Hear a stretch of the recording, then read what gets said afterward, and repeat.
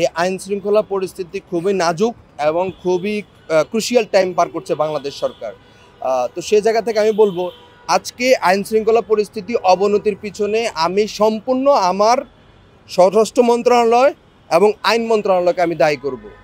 আপনি দেখেন এর আগে যে হত্যাকাণ্ডগুলো হয়েছে, এর আগে যে আইন শৃঙ্খলার অবনতি যে ঘটনাগুলো হয়েছে, সেগুলো যদি সুষ্ঠু বিচার হতো এবং অপরাধীরা যদি গ্রেপ্তার হতো, তাহলে আজকে এই ধরনের ঘটনা ঘটতো না। এর আগে যে সোহাগ হত্যা হয়েছে, সেই হত্যার এখন পর্যন্ত কোনো বিচার হয়েছে? আসিয়া হত্যা হয়েছে, সেটা কোনো বিচার হয়েছে? দৃশ্যমান কোনো বিচার রায় হয়েছে? বিচার এক্সিকিউশন হয়েছে? মেজর সিনহার যে রায় হয়েছে, সে রায়ের হত্যাকাণ্ড, মেজর সিনহা হত্যাকাণ্ডের যে রায় হয়েছে, সেটা এক্সিকিউশন হয়েছে? হয় নাই।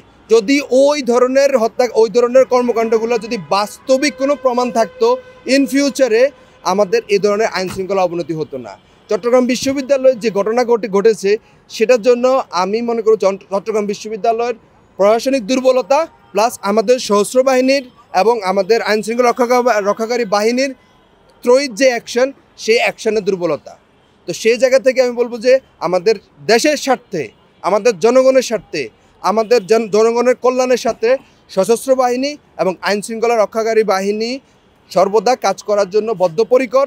যদি সরকারের সদিচ্ছা থাকে, তবে অবশ্যই আমাদের সশস্ত্র বাহিনী এবং পুলিশ বাহিনী একসাথে কাঁধে কাঁধ মিলিয়ে কাজ করতে পারবে।